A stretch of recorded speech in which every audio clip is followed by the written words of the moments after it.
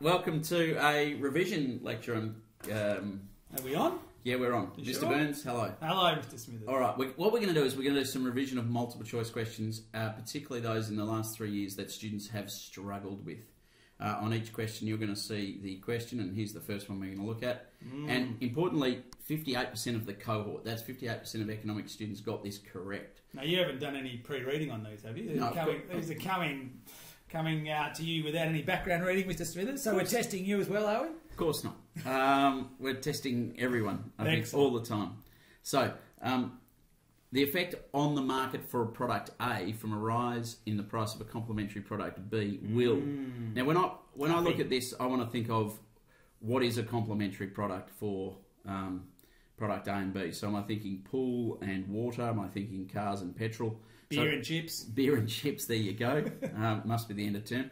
So, what we need to do is have a look at the what's going to happen to Lipstick and eyeliner. the rise in the price of a complementary product. Should we talk about strategy first? How to attack multiple choice questions generally? Why not? Why don't you start I with was going to strategy? say it's really important for students to remember that one of the key things you should do in any multiple choice question is make sure you underline the key terms. Obviously here we'd be underlining complementary, and we're talking about a rise in the product. So it's really important to just take your time to, what I say, work the question. And then, as Mr. Smithers has got here, we draw a little demand supply curve down if you get a question like this, so it helps you plot, if you like, the relationships. Sorry, go on, play on, Mr. Smithers. No, that's okay. So we have a demand and supply curve for product A. Remember, we're talking about product A, and we're looking at the price rise from the complementary product. So, if in fact we have two things that are complementary, if there's a rise in the price of the product that's complementary, that should decrease the demand, should it not, for Correct. that original product. So we're looking for something possibly to push it down here. Now, do we have any corresponding answers that do that? Shift the demand curve to the right? No, we've shifted it left. So the first thing you can normally do, students, is eliminate generally two answers straight away. And we've done that. It's a process of elimination. So we can eliminate A and D. Gone. So we've improved our opportunity here by 50% already. Now, because this is going to have an effect on demand and not supply, we can then knock out C itself. And what we want to do is say, right, we think it's B, but we need to match that up to our diagram. Yes, shift the demand curve to the left. That's what we've said here at D2. And we're going to decrease the equilibrium price. Has it come down? Yes, it has, from here to here. Okay, so we're confident that that will be B. All right, it really helps to draw these graphs. Can't stress the importance of drawing the curves in questions like that, working the question. You got it right. I got it right. Well so done. I'm part of the 58%. All right, my turn. 2014 question 10 also provided some problems. Take it away, Mr. I've seen Burns. this one before. A situation in which the inflation rate, so we're talking about the CPI here, very good to see, is higher, so it's outside the target than the RBA's target rate of inflation. So what we want to know in this situation is they want to put interest rates up. We should know that any situation where the target rate is outside of the inflation rate, interest rates will generally go up. So automatically, without even having to worry about selling or buying bonds, I know that it's going to be either A, interest rates going up, it's not going to be B, purchase going to drive the cash, and it's going to be possibly A as well, and drive. So, just like the last question, we've eliminated two questions. Now, we know that in order to get interest rates up, we have to reduce the amount of money banks have, and we've got to create, if you like, a deficit of funds in their exchange settlement accounts. In order to do that, they are going to sell bonds and take money off the banks. By selling a bond, the money leaves the bank's exchange settlement account. They have a deficit of funds. They have to push the interest rate up on the 24-hour cash rate, and that's the process by which we raise interest rates. So hopefully it's A. I get it right? Okay, yeah, and I might add that my class have been, really focusing on this flow of money between the RBA and the banks. And what do you have to do to make that flow of money to either increase liquidity or decrease liquidity with regards to the interest rate that you've desired. So in this case, with the increase in interest rates, you want to decrease liquidity. All right, let's see how he went. Mr. Burn. Oh, I got to win. Bang it in. 1 from 1. All right, you go again. I'm up we're again. still on last year's exam and a 46%er. Here we've got a question that was clearly answered badly. And if you read all assessment reports, you'll see that external stability in the dollar does cause some problems. So what have we got here? This was a tough question. I remember this question last year because when the students came out of the exam, obviously I'd done the multiple choice questions along with the other Echo teachers, and we debated this question for quite a while.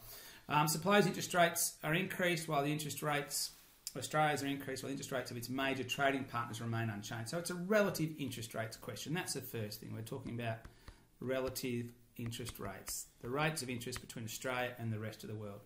We know that when interest rates in Australia go up, while the interest rates of its major trading partners remain unchanged, there's going to be an increase in demand of the AUD, and the value or the price, if you like, or the exchange rate will increase. So firstly, we can again do exactly what Mr. Smithers did earlier. We can eliminate. Without even having to look at other things, we're looking for an increase in the TWI.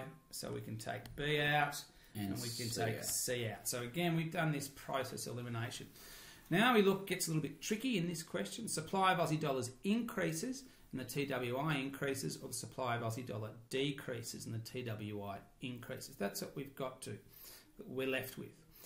We know, or we should know, that when interest rates go up, it actually reduces, I think you used the word liquidity before, It reduces the liquidity of Australian dollars in the market. It takes them out of the market and makes it harder for businesses to find funds.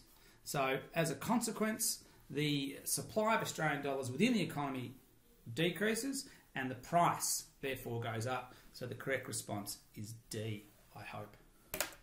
Woohoo! Bang. What do I? Give it a tick. Now, it was a tough question, but again, the process of elimination would have helped students, and hopefully picking up on the liquidity argument would have been good for students as well. Your turn. Yeah, and as we've probably discussed in both the classes, some of these questions do require a bit more time, whereas some of them will be very quick, and some of you will be able to do these rather quickly. So let's have a look. We're still on 2014, so another one that they found difficult was question 14 in 2014. Assume average wages in the national economy have increased by 5%. Now that's rather large, and average labour productivity has only increased by 2%. Your wage rises go up 5% this year, Mr. No, Smithers? they won't. No. So we're looking at very flat wage rises currently, but in this theoretical question, and of course most of these multiple choice questions are theory based, which one of the following is the most likely outcome of these increases? So what we've seen is increase in wages by 5%, productivity by 2%. To me, that says businesses aren't getting the bang for their buck. All right? I mean, that's the sort of first thing I'm thinking of in answer to this question. They're not getting increases in output relative to increases in their inputs, and that input cost is that wages, which is a high input cost for most businesses.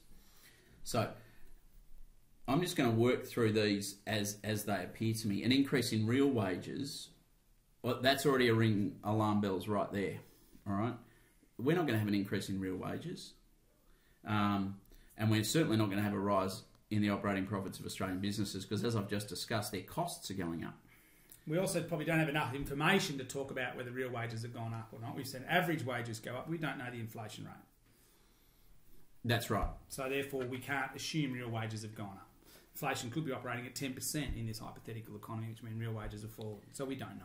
The second one, an improvement in equity and income distribution as a result of the likelihood of declining unemployment. Now, the key here is the likelihood of declining unemployment.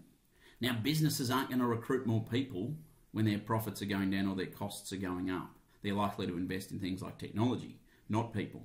So the likelihood of declining unemployment, that's not likely. So that's not going to be our answer. But also, again, we don't have enough information.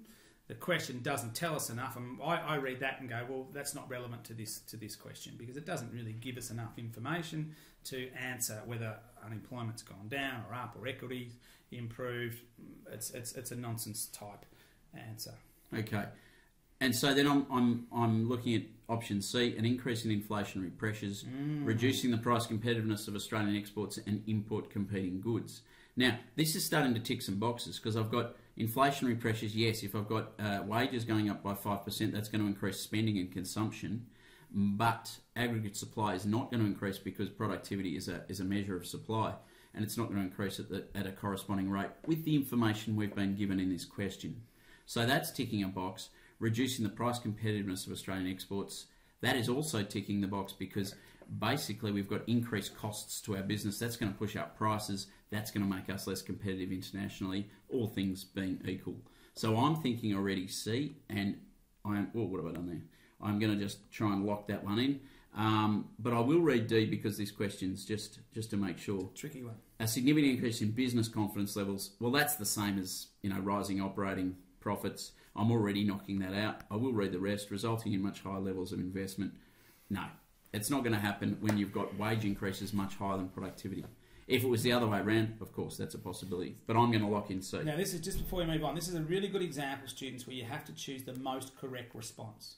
I mean, some of those things, there are correct statements here. For example, B is a correct statement that if equity and income can improve when unemployment declines, but it's not relevant to this situation.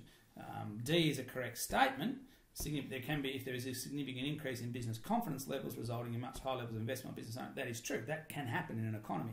But again, it's not relevant to the stimulus material, to the question at the start. So it's about choosing the most correct response. Well done, Mr. Smithers. Yep. Oh, you got it right. Yeah, I'm part of the 57%. You're part of the 57%. All right. Now, the next question, which I'm going to hand over to Mr. Burns, is about carbon emissions and the carbon tax. And obviously, we're not going to be...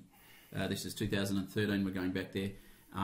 But the theory of the question still applies, and your logic flow through it still applies. So the effect of an introduction of the carbon tax, which was going to be brought in under the last government but was scrapped by the Abbott government, we won't even go into politics today, of CO2 emissions on the market for electricity that is generated from burning coal would be 2. Been a big week in politics. Now, I will draw the demand and supply curve for you. Thank you. Very kind of you. You will... As I've said to my students, we treat an increase in the cost of taxes, such as carbon tax, on a particular industry, and this might be another form of tax in another industry as well, as a cost of production. When there's an increase in the cost of production, we know the supply curve is going to shift to the left. Now, that's what we wanted to happen from the carbon tax. When you think about it, we wanted electricity prices to go up so that people would spend less money on electricity, particularly electricity associated with the burning of coal and carbon-emitting black coal and Victoria brown coal, pretty bad for the environment. So we've got this little diagram. We're happy with that. We know supply curve is going to move into the left. So we can already say that we've all got shift the demand curve. Well, that's not going to happen. We know that C and D are already out. So again, this is part of that strategy we've talked about. Contraction in supply. Well, supply has gone down, but that's not technically a contraction. As we know, we have a contraction and an expansion along the curve when there's a change in price only. And that's one of those things you just have to learn. So what we're arguing here is that there's been a shift in the supply curve to the left, correct, and a contraction is demand. Has demand gone down? Whoops, sorry, what have I done there? I've pressed the wrong button. Hang on, students, we're right back. Here we go. Has demand contracted? Yes, it has. And we've moved along this curve, a contraction to this new equilibrium point, and you could see that price has gone up. In response to the higher price, we've seen demand contract. So the correct response would be B. Well done, sir. So I know that we did that in theory a year ago, but we've had a big focus in my class on this idea of a contraction or expansion along the line. Correct. All right. Okay. So the next one we're going to look at, which wasn't answered too badly in 2013, is the following question. It's a good question to do because it's about the different effect from the other three. Again, a technique type question. Which one of the following policy decisions is likely to have a different effect on aggregate supply? Okay. So if we can draw the graph. We can draw aggregate supply here, and we can think about, all right, we're looking for the odd one out. So there's going to be 3 pushing aggregate supply one way, either left or right, and 1 the other way. So we want the odd one out. An increase in the pension qualification age from 65 to 70 years. Okay, well that's going to increase participation rate. So that's going to increase aggregate supply. I'll put my little arrow there. The payment of a subsidy to parents to cover the cost of childcare. You'd like that. That is, yes, they're already doing that. But if they increase that subsidy, I'd be even more happy. So that is also going to increase the participation rate because it's going to encourage more people to go back to work because they'll be subsidised for their childcare payments. An increase in the minimum school leaving age from 15 to 17 years. Now, of course, you guys know that a lot of the employment data and measurements are done from 15 years of age. So if we've got more people in school between 15 and 17 years of age, we've actually got less people in the labour force, which means a decrease in the participation rate. So I'm already edging towards C. Just to be 100% sure, I want to have a look at the last one and just see what that's going to do to aggregate supply. The relaxation of the criteria that needs to be met in order to qualify as a skilled migrant. Relaxation of criteria, that means we're going to get more skilled migrants. What's that going to do to AS? It's going to increase AS, as we've just done with our last area of study. I've got a clear standout here, which is going against the other three. And this is, of course, if a lot of my students have said that they're unsure about this answer C, but if they've done the other three and seen that that's going to increase aggregate supply out this way, then that's another way to get to the correct answer. It doesn't matter how you get to C, as long as you put C on your paper. Correct. Wait, Randwick. All right, so the next question is going to be done by Mr. Burns, and it involves just a little bit of maths. But I'm in trouble here. Maths that even the most, I think, challenged of us, like Mr. Burns Can and you I, see the question? What's going on here? All right, so we can tell you that there were 59%. 59% got this right, which is a big surprise to us. So, firstly, hypothetical economy we're talking about here, and the labour force underutilisation rate. So that's the thing we need to make sure we understand. What is the labour force underutilisation rate? No, it's not the unemployment rate. That's really something that you can only pick up from reading the question carefully. Hopefully, we all know that the underutilisation rate includes the unemployed persons plus underemployed. And underemployed are those that are not working the number of hours they want to work. They're not classified as unemployed, but they're casually employed, they're part-time employed. They'd like to be working longer. So therefore, we know that the labour force underutilisation rate is as a percentage of the labour force, not as a percentage of the total population. We should know that all our unemployment rate and our underemployment or underutilisation rate is calculated as a percentage of our labour force. So it's 5 and 7 out of 100. Even I can work that percentage out, which is a little bit concerning. Hopefully, I'm right, 12%. Yeah, so pretty straightforward question, students. You should be getting those ones right. And labour force underutilisation, you can't be more underutilised than being unemployed because it means you're working less than 1 hour a week, as you guys know. Okay. Yep. Tick. Well done. Thank you, sir. All right. So let's. What are we up to? 2013. Question 12, which is Mr. Burns was going to do this one. Whoa. Now, this one's really interesting because the key word here is unlikely. The prices of imported manufactured goods in Australia have decreased in recent years. So what am I thinking of? I'm thinking TVs or microwaves and stuff like that. Which one of the following is unlikely to have been a result of this trend? So, an expansion in demand for imports by Australian consumers. Well, that sort of just doesn't sound right to me. I mean, if expansion in demand for imports by consumers, that would probably see an increase in demand, although we would argue that imports have a fairly elastic supply, but that just doesn't make a lot of sense and not related to the question. Reduced profitability and decreased company tax revenue derived from domestic manufacturing industries.